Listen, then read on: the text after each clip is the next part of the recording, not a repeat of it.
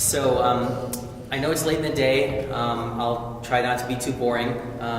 Basically, how this originated was the hospital had a program set up where they allowed physicians to be involved in a leadership institute where we were able to pick out a problem that we noted clinically and afforded us resources to try to correct that issue. So the main gist here is that instead of a top-down sort of administrative, you're going to prescribe less tablets, we tried to do an indoctrination, a really focused program on education as to the scope of the process and what we could actually do to go about making things safer. So this was more of a physician culture change and an education process than simply an administrative program. So this is not a shameless plug for me and my facility, but just to understand where we're coming from. We're a large community-based hospital. We had 114,000 patient encounters last year. We currently have 37 physicians and 9 mid-level providers, PAs and NPs. We're a level 2 trauma center, a primary cardiac center. Back when we initiated this in 2012, we had 22 physicians, and we're all part of the same physician group, which may have made it a little bit easier to standardize our practice. Our experience may therefore not be generalizable to all healthcare systems or hospitals, but this is essentially our experience. I have no conflicts of interest or financial disclosures to mention. The objective here is to demonstrate that institutional support and standardized practice can reduce outpatient prescribing. And the importance of that is that reduces the possibility of diversion and abuse and hopefully overdose. And we'll get to that. So I think the one unique thing about our program is it's now been in effect for 7 years. A lot of news media has been about the opiate crisis, I would say, in the last 24 months. But this has been a longstanding problem. So when I started at Salem Hospital 10 years ago, there wasn't a shift that went by where I wouldn't argue with half a dozen patients because they were wanting pills or narcotics, or they were in for their 20th visit in the year for a nonspecific abdominal pain after these heroic workups where we found nothing specific. So the main outcomes here is we wanted to change our culture, we wanted to get a clinical policy, and we wanted to have a patient-oriented pamphlet that we could print out that showed institutional support for our physicians so that they weren't feeling like they were targeted if they were having these discussions with patients. The purpose of this slide is just to show that this is not my doing. There was a huge team of people involved. To implement a process like this, it's not just a departmental thing. You need hospital involvement as well. We had nursing leadership, hospital leadership. The marketing department was involved in creating the literature and the big press engagements that we had when we first started this. The legal department was, of course, involved in trying to water down everything that we did to make it compliant. We had the Kaizen office, pharmacy evaluation, and a lot of help from info technology in terms of following up the data afterwards. The aim of the policy was to get 100% of physicians to follow this algorithm. Now, that 100% mark is extremely important. Back in my undergraduate psych days, we learned about operant conditioning. One of the most powerful ways to ensure that your patients are going to come back over and over and over for opiates is to have 1 or 2 high prescribers. Okay, this is the slot machine mentality. When you have intermittent positive reinforcement and someone wins every X number of times they pull on the handle, you're just going to ensure that they are going to continue to play. It's only if they continuously don't win randomly and have this random positive reinforcement that they're going to stop coming back. And so that has been a big issue with a lot of people I've presented this to. They all have these 1 or 2 high prescribers. So I'm hoping that in the course of this lecture I can show you a few methods to deal with that in a professional, non-punitive way. So why is this important? Well, because prescription opiates in the US are currently an epidemic. We want to reduce practice variation in prescribing. That way, common things get prescribed common medications, and unusual things that don't require typically narcotics shouldn't be getting them routinely. The thought process behind this was that we would reduce the potential for addiction, overdose, and diversion through reduced prevalence of these pills out in society, because we all know that our patients have closets full of narcotics. And a lot of times, if you simply ask them if they have these medicines at home, you can coach them on how to use the existing medicines they have instead of prescribing them a new prescription. We wanted to reduce non-emergent visits that were simply there to get more medicine. So these are your chronic abdominal painers who maybe misused their current prescriptions, run out earlier, and then call their physician, and the physician says, go to the ER, because we're suddenly going to take over their prescribing. We wanted to focus on reasonable pain control, and this was the mainstay of the change of culture. You know, having zero pain after surgery is probably unrealistic. Having manageable pain after surgery is, I think, a realistic goal. So we wanted to focus on reasonable pain control and not induction of euphoria. So we started out this process by, I walked around to every physician in our group with a clipboard and I made them answer questions, okay? And I harassed them to some extent. And I asked them all, under what circumstances have you prescribed narcotics that you probably shouldn't have? The one answer I didn't get from anyone was, I've never done that, okay? So the answers we got kind of fell into a few categories. Well, the patient wants it. They expect it. They're arguing with me about it. I don't want to fight, right? So it's I want to take the path of least resistance, right? I don't want to stay an hour after my shift arguing with this patient when it's so much easier to write him for a narcotic pain medicine. Other arguments were, well, if this patient has been here 10 times before with nonspecific abdominal pain, and every time they've gotten 20 morphine equivalents before they go home, and then they were prescribed a whole bunch of pills, well, who am I to be the one outlier in the standard management of this particular patient? And lastly, there was fear of retaliation. People were afraid that if they acted in a different way than other previous physicians were acting, they would be targeted as either getting a grievance through the hospital or some bad online press.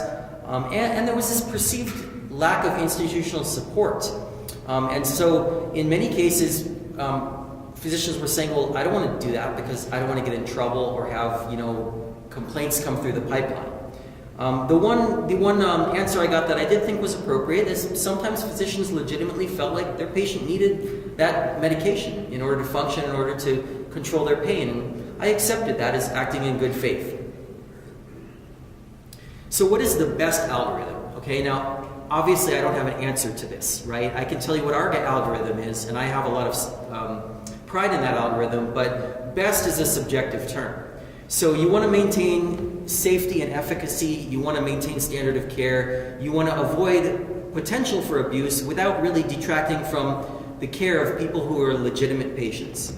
We want an algorithm to be fairly applied. We don't want to apply an algorithm to one person because we clinically suspect something and not apply it to another person because they look different or we clinically don't suspect it. So any algorithm you want to be able to apply equally to every person so that there won't be any appearance of impropriety or discrimination. Additionally, an algorithm needs to be easy to use. You can't have a 20-page algorithm with 100 steps and expect an ED physician in real time to apply it to every patient they see during a shift. It's not possible to do that. We also want the algorithm to be simplistic enough that it can preserve our throughput through the ED since we are a high volume facility.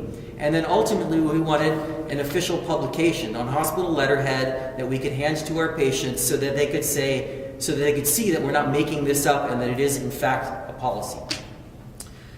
And ultimately, the desired goal was to reduce the prevalence of narcotics out in society and hope that this would, in response, result in reduced death rate. So serendipitously, at the same time we were initiating this in, I think, August or September of 2011, the Oregon Prescription Drug Monitoring Program came out. And the fact that they came out was one of the things that led us to start this program right at that time because it gave us a feedback mechanism to do an objective search of what the patients are telling us. So we started off doing multiple tests of change. I've included only the 3 big ones that we did here. So the first test of change was, is it feasible to ask physicians in real time while they're seeing X number of patients a shift to actually log in and look up the patients in the Oregon Prescription Monitoring Program? So me and 2 other physicians for 1 month looked up every single patient we saw on the drug monitoring program. Okay, so that's a little silly. I'm looking up a 6-month-old to see if they have a record, but the point was to see, is it feasible? So we dredged the data from a month before we did this and the month we did this, and we looked at the RVUs, and there was no clinical decline. We were still able to see the same number of patients. We were still able to do the same amount of work, but we just left our browser open and we logged in and looked up all these patients. So we said, yes, it can be done, and it is feasible to ask physicians to look this up, and it's not going to interfere with their workflow. Incidentally, we found that 30% of our patients that we looked up, and this is all comers, including demented nursing home patients and infants, but 30% of our patients that we surveyed that month were chronic opiate users, and 10% had red flags, and I will talk about what these red flags are. So initially in writing the policy, we went through probably 30 drafts. It was a multidisciplinary input. We had people look at it who were healthcare related and legal and marketing and a bunch of other inputs that we got. And then ultimately we published a patient pamphlet, but we insisted that it had to be done before the rollout of this project. And that was a challenge because there's a lot of emotion that goes around pain control. So we had a couple of people involved in marketing and legal who had personal family experiences and didn't really want any policy to govern this. So there were a few barriers that we had to overcome.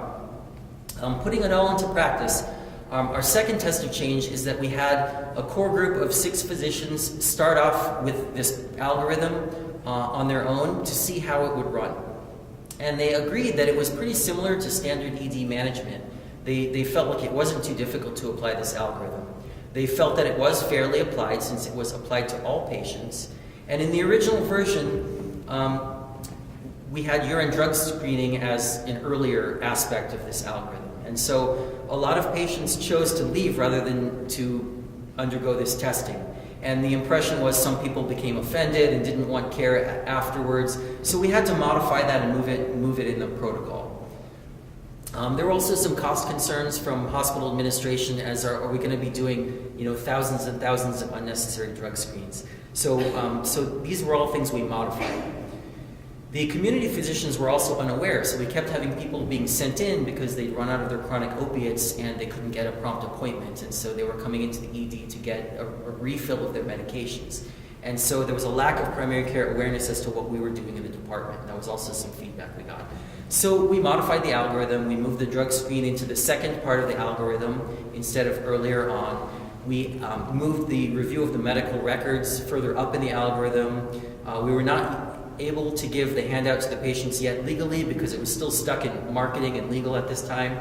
And the community feedback letter was drafted for approval through all of the appropriate hospital channels. And we started working with our discharge writing prescriptions. So any prescription that had a DEA on it, because it was controlled, would automatically say it expires 7 days from the date of prescription. They would be capped at 20 pills per narcotic. And we put a line there saying that whoever's filling the prescription has to show a photo ID in order to get it. The third test of change was that we wanted to communicate with outpatient physicians. And so this test of change was a debacle and didn't work out. Initially, we had a standard letter saying, your patient so-and-so, and we put a sticker from the patient's record, came to the ED for, pain control.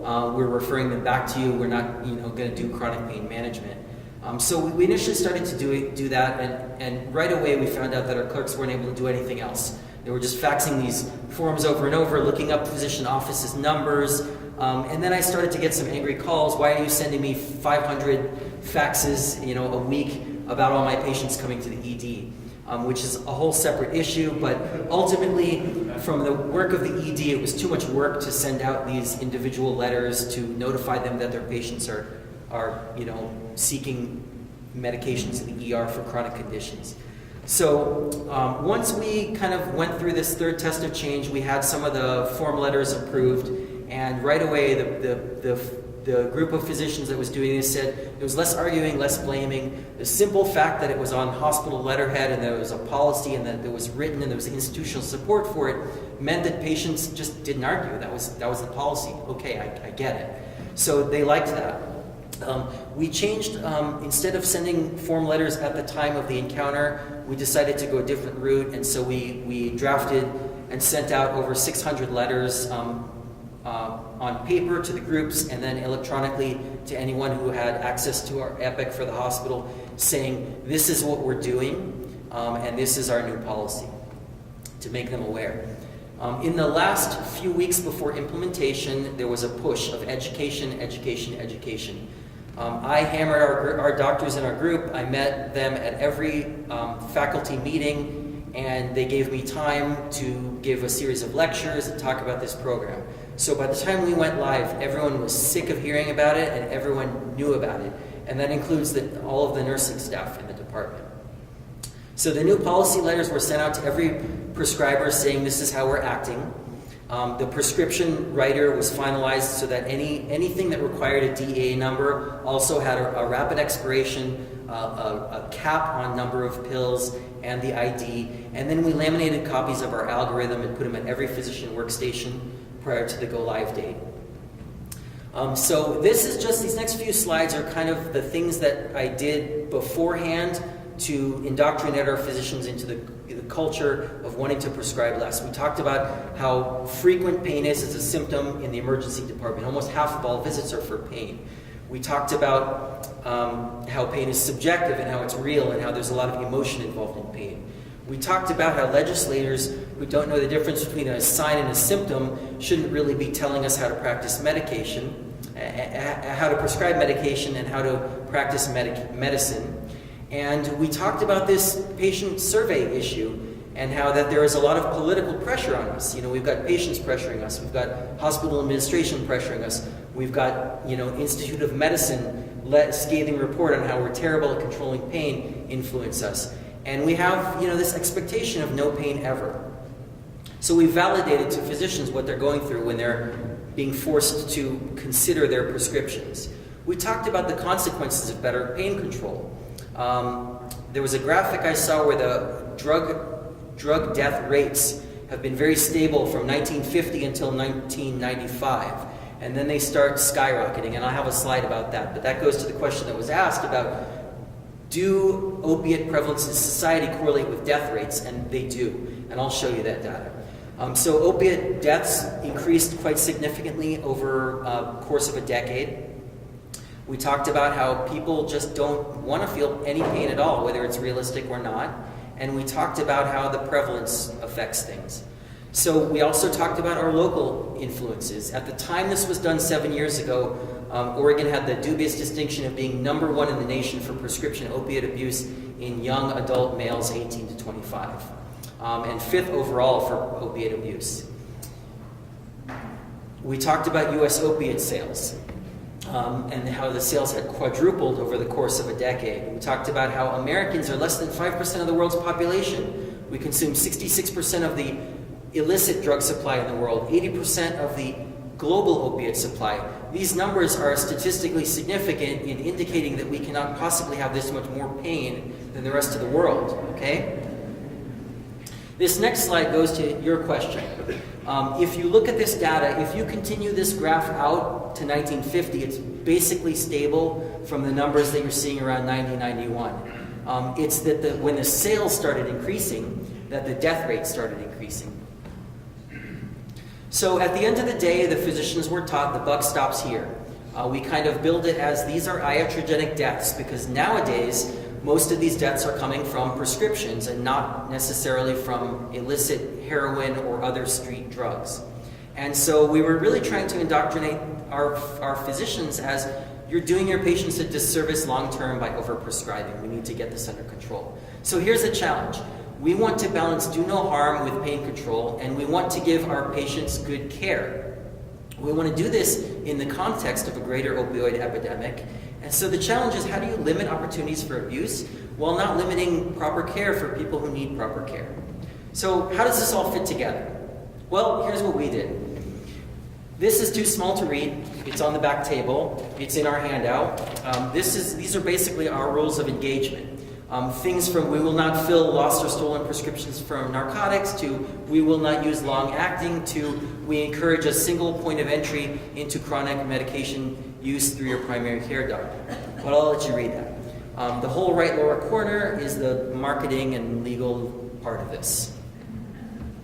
There was a lot of fighting to get the verbiage of this right. A lot of people really wanted to water this down quite a bit, and so there was a lot of back and forth, and this took months to get through legal and marketing. Early on with the prescription drug monitoring plan, the printouts we got looked kind of like this, where it would say what was prescribed, how many, which doctor prescribed them, and what pharmacy they were filled at. That was the early iteration. Nowadays we use Epic, and so nowadays we have an icon on our desktop. And if the patient has the icon, they have an EDI alert. It's an electronic data information exchange. And in that, if you click on that icon, you'll see a care management plan at the top. You know, patient has this and this condition, this is what we recommend. You will then see all of their prior visits in the past 12 months, and then you will see all of their prescriptions in the past 12 months. And this is something specific that we had built for our Epic users. So now we have that just populate automatically if someone has an EDI alert, and we know that they either are taking a lot of medicines or they're seeking health care often. Now there are some people who are legitimate, who have EDI alerts, who just come in for heart failure or things like this regularly, but it's nice to have that icon there. It kind of prompts you to know who to look at. We also have something unique, an FYI, that any physician can put into the record. And the FYI is if we have a clinical concern about something. And other physicians can see that on all subsequent visits. The care management plans identify those with frequent needs. Now this, in our hospital, is not just opiate users. It can be if they have psychosocial problems or DHS involvement or other sort of abuse or vulnerable issues. But we try to develop these action plans with regards to opiates. So among the things we put in our FYIs are any clinical concerns that we have. And so our action plans include when and how to use drug screens, when and how to use pain contracts, and who should be on long-term medicines and for what reason. So there's a lot of outreach done by our care management teams to outpatient groups who have patients on these medicines to try to align these goals. Then we educated our physicians about what red flags are, okay? And so people who have recurrent visits for the same complaints over and over and over, who've never had anything found, you have to wonder, is there something else? Is there anxiety? Is there depression? Is it something non-emergent that's legitimate that's causing their pain that needs more of a further workup? Do they need a laparoscopy for endometriosis? Or is there something else that the workup needs to progress to beyond just the ED workup, which is essentially the same every time, to rule out a handful of life threats that we worry about in each body compartment? We looked at the allergy lists.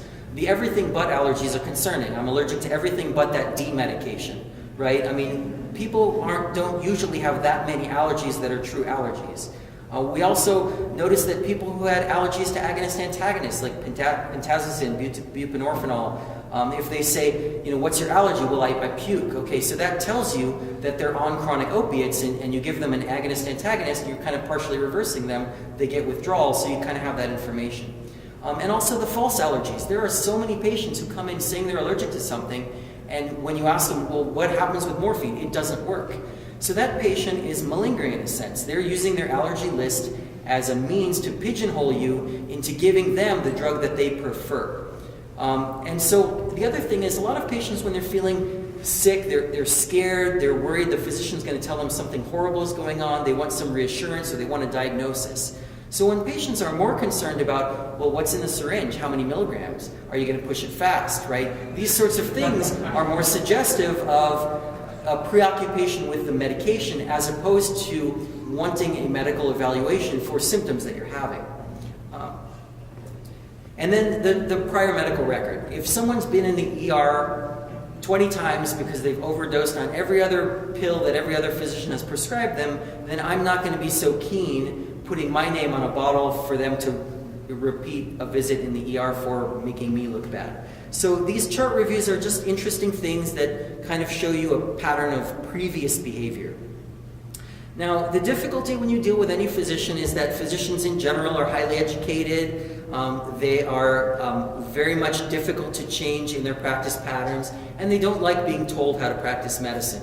So the top-down approach doesn't work all that well in many, many cases unless you really have, a big stick that you can wave at them if they don't fall in line. So we tried to talk to them as reasonable care, do what's right for the patient, practice good medicine. Obviously, DEA licensure is individual, and you can't compel a physician to not prescribe or prescribe you want to indoctrinate them into what you think is reasonable. So Iron ED stands for Institutional Reduction of Narcotics from the Emergency Department. And this is the data that we got. So this chart, let me explain it. So on the x-axis, you've got by week, the 25 weeks. You had the 3 big tests of change that we did are written at the bottom. The blue line is oxycodone, the red line is hydromorphone. And on the left side, we're talking about number of prescriptions. We didn't have a mechanism to see pills per se, but in general, the prescriptions were, between 10 and 20 tablets each prescription. And initially, our baseline was higher numbers. And then once we went to the go-live date, which was around week 16, we saw a dramatic drop once all our providers were involved in this. And I believe that our baseline would have been a little higher. It's just that we had about 6 providers helping us in the preliminary piece the weeks before. So we believe that our initial numbers may have been a little higher, but we can't prove it. And again, this is not published data. And this is an N of 1 hospital with 22 doctors. Now, at this time, we really focused on Schedule II narcotics. And so I was a little concerned, maybe if people know they're being graded on oxycodone and hydromorphone, maybe they would game the system and prescribe more, hydrocodone instead. So we looked at these numbers, and we were pleasantly surprised. The numbers reduced with hydrocodone as well. So people weren't trying to game the system. It seemed we actually changed the culture to some extent. So this is data for a year after we initiated this. You can see the decline, and that's where the process started January 1st, but you see that those numbers were maintained. So I only collected data once a month for 1 year after the implementation of this protocol, and then once a year I go back and look at the numbers again. And those numbers have not gone up. I thought that over time people would forget they did not go up. But then again, I'm involved in the process, and anytime we hire a new physician, we inflict upon them the need to hear my 1-hour presentation, and we show them the algorithm. And the same with all our mid-level providers. So that is one way I think that you can keep an algorithm like this is going, is by ongoing education. This is the 1-year data for hydrocodone. So also a dramatic reduction. So we reduced our total outpatient prescribing of Schedule II and Schedule III narcotics from the ED by 60%, all said. So we thought that was a pretty significant reduction, especially considering that we're the highest volume emergency department in the state.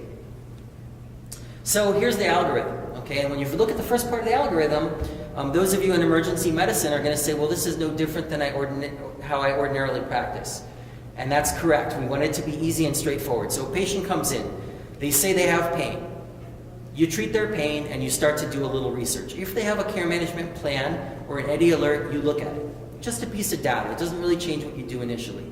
You're supposed to do your medical evaluation until you are either confident that you've found what's going on and they either need to be admitted or discharged, or until you're confident that you've ruled out anything life-threatening. So you're being a physician initially. So at the end of the day, if they have a painful condition that requires hospital admission, this algorithm does not apply to them. It's an outpatient prescribing algorithm. You treat them however you think is appropriate at the time, in good faith, and you admit them.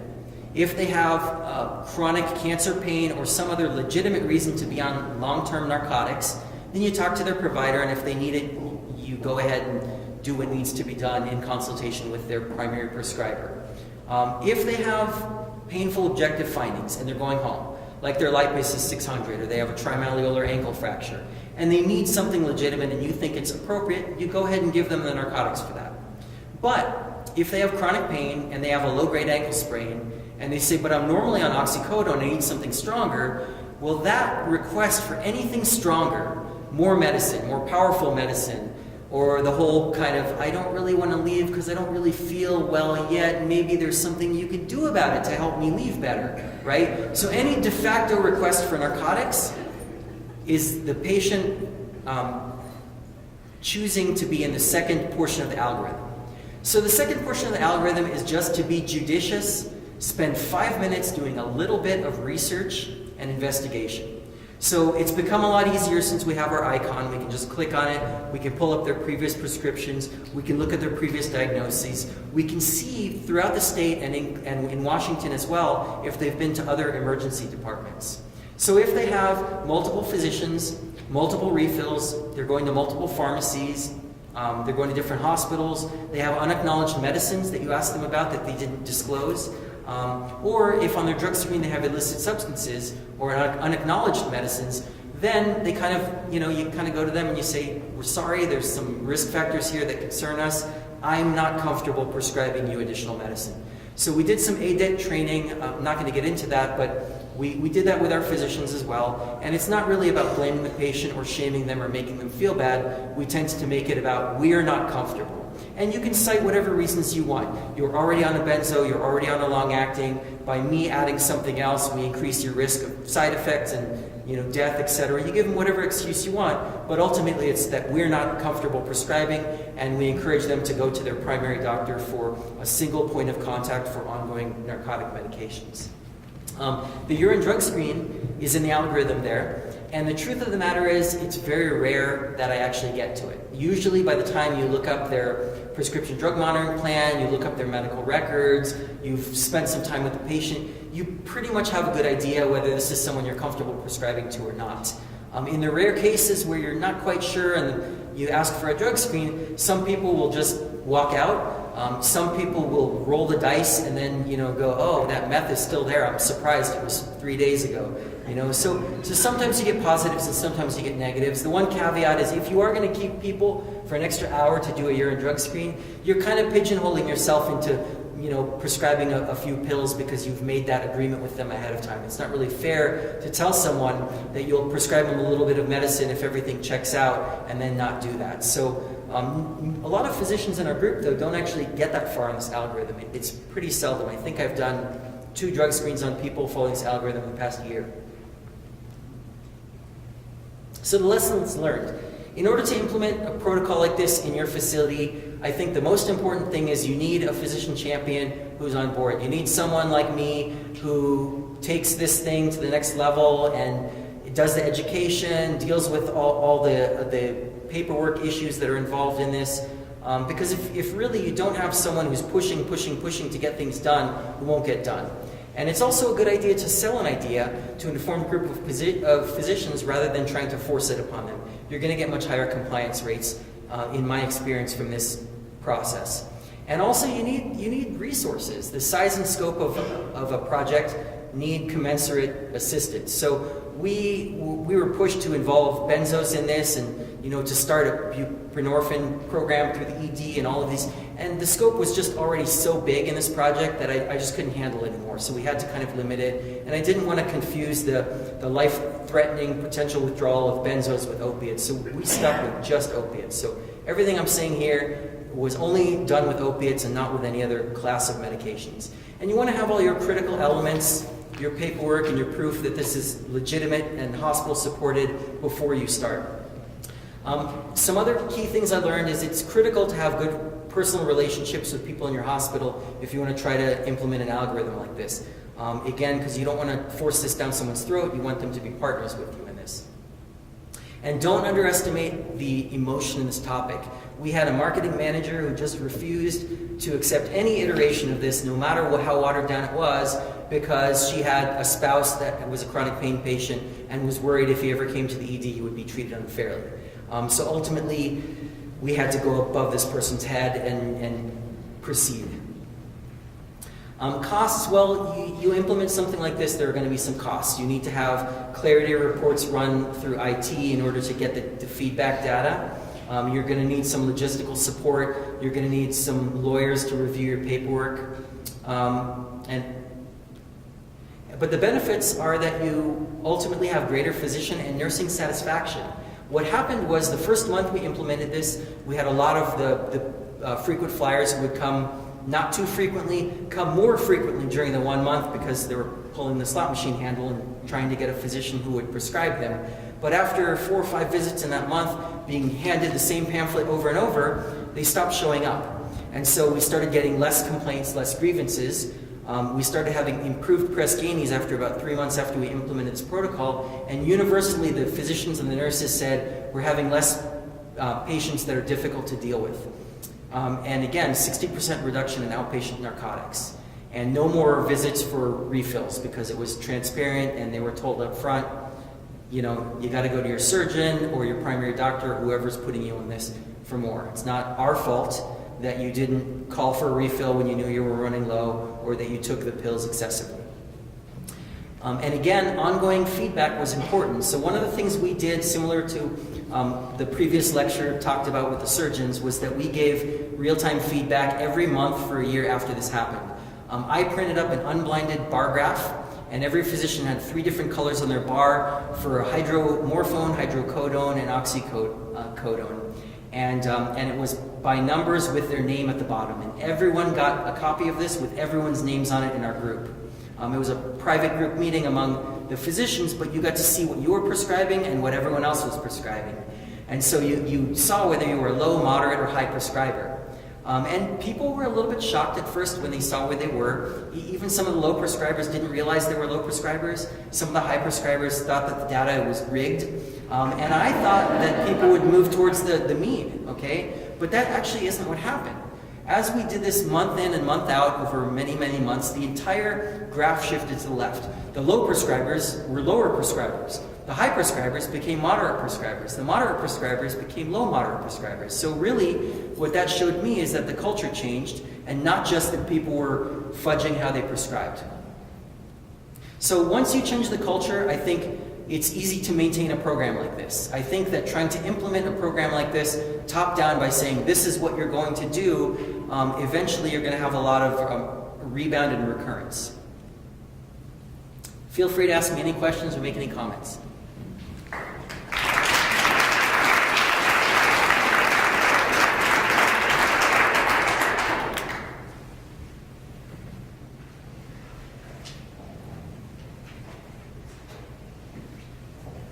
First of all, tremendous presentation and just amazing results. Very impressive. Thank you so much for being here.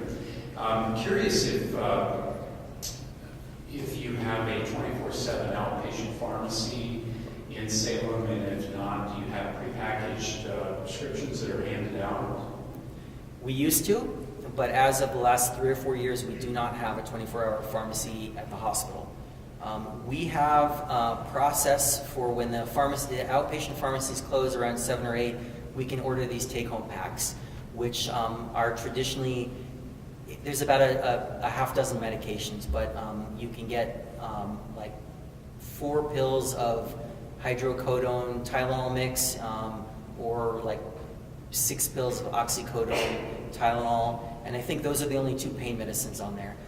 There are, there's albuterol inhalers and a couple of basic antibiotics, but by and large, those are the only 2 pain medicines on that.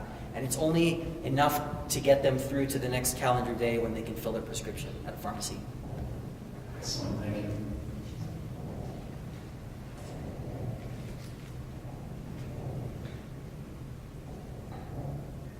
Thanks, great talk. I'm curious if there was any research done to what happened to those people who were refused medication. Where did they go? What did they do? So I don't have data, but I don't have true data, but I have anecdotal data. I heard at one point, about 6 months after we implemented this protocol, that a police officer kept showing up in the ED looking for me. So one day on shift, the community liaison for the Salem Kaiser Police showed up and found me, and he said he wanted to shake my hand and commend me because Salem Hospital Emergency Department was no longer known to be a good place to get drugs on the street. So we had talked about it a little bit, and some of those patients had gone to other smaller hospitals, like Staten, Silverton, other places. But soon after we implemented this protocol, I started getting a bunch of calls, and so I presented this to the orthopedic group and the GI group, and to our sister hospital, which is a small freestanding hospital. And slowly afterwards, things started falling like dominoes. Salem Clinic, which is a big outpatient provider in Salem, they put out a letter soon afterwards saying they're going to limit their prescribing, and that anyone else on chronic pain medicine would be required to have a pain contract. Pretty soon the orthopedic group started saying that they're only going to treat, they're defining the postoperative period that needs narcotics as being this long, and beyond that they're not going to prescribe any. And so slowly, people started falling into line kind of commensurate with our policies. But yes, there was a transient uptake in arrivals at other hospitals, and I'm not sure how they dealt with that. And then the other thing is that the death rate from heroin actually goes up. And that is a reliable thing that you can see no matter where you go. When I was initially starting this and doing the research, there were a couple of oxy-free EDs at the time that have since failed. There was one in Ohio, one in Washington, and I talked to the directors of those. And basically what all these places find is that when they curb prescription narcotics to outpatient studies, the people who are going to get narcotics are going to get them anyway. And because they're not controlled and the dosage isn't accurate for illicit street drugs, a lot of times you'll see increased narcotic overdoses. And we did see an uptick in heroin overdoses in the year following this algorithm.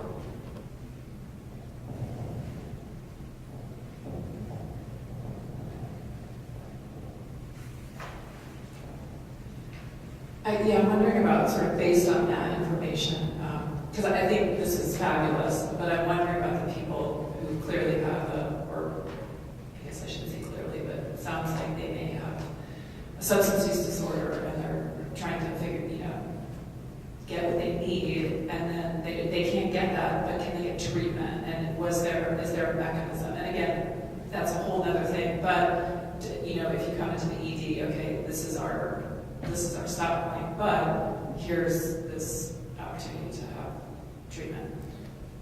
We are fortunate in that we have care management, I think like 18 hours a day, and we have mental health services 24 hours a day in our department. And so we have resource information to give to people. We do not have a detox facility associated with our hospital. There is a local detox facility. Unfortunately, we have no pull with them, so we can't get anyone in. But we will often put them on the phone with the local detox facility. They'll do their intake over the phone, and they'll oftentimes, be told, show up there tomorrow at this hour, and they'll do an intake and whatnot.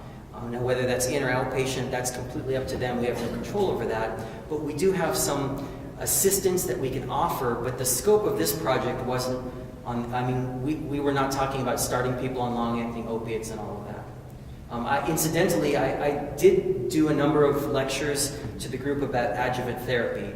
So I have some lectures on adjuvant therapy as well, things like intravenous lidocaine for pain. We use a lot of ketamine for acute pain in our emergency department, and that seems to result pretty well in pain control. So we're doing sphenopalatine blocks for migraines. So there are a lot of things, trigger point injections. There are a lot of things that we're starting to do to try to get people more comfortable in order to reduce the amount of opiates that they're given in real time.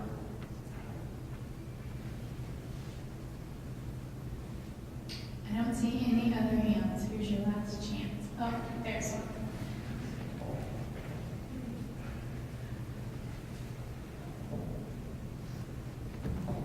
Trying to be polite and let the physicians go first. So I'm wondering if your group has considered the protocol that we've been researching but haven't implemented here yet about inducing buprenorphine, heavy recovery mentors, help move people into treatment within 72 hours if you have a indication of an use disorder.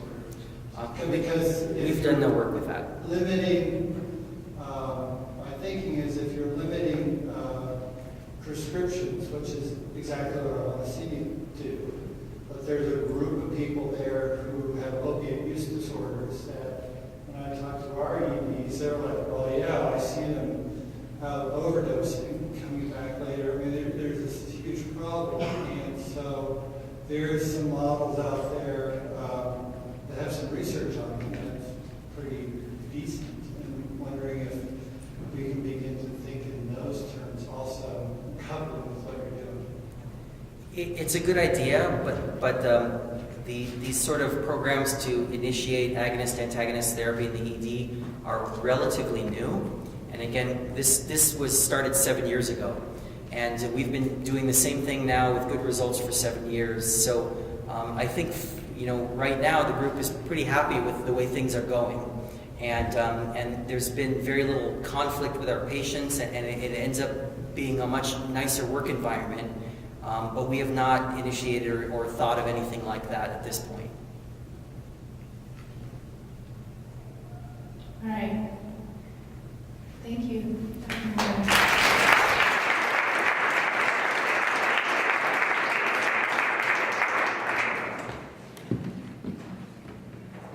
We will get you out here early on a Friday, so that's the great news. I usually say thank yous at the beginning of the conference, but I wanted to say them for the end today. There's several people in the room that I want to thank. We had volunteer conference planners who helped guide the plenary and content. Dr. Scott Safford, Dr. Tom Monson, Matt Cook, Michaela, I think that's everybody. And then we have lots of people in the background who make this happen all the time. So Erin, Kelsey, Rebecca, Michaela, we want to thank you for all your hard work and supporting us today. Thank you all for attending. It's always amazing to see how many different people end up coming to our events. I always tell people the group of us really didn't get into this to be conference planners, but somehow we pulled it off every year. You will get up to 7 Category 1 credits, and certificates are available at the registration desk. So if you want continuing education, make sure you pick that up. You're going to receive an email, and it has an evaluation link in the event. Because we're not conference planners, per se, we love your feedback, and we incorporate it every year in order for us to do a better job. And we also use that content every year to guide for future topics that you would be interested in. So we encourage you to feel free to guide us to what feels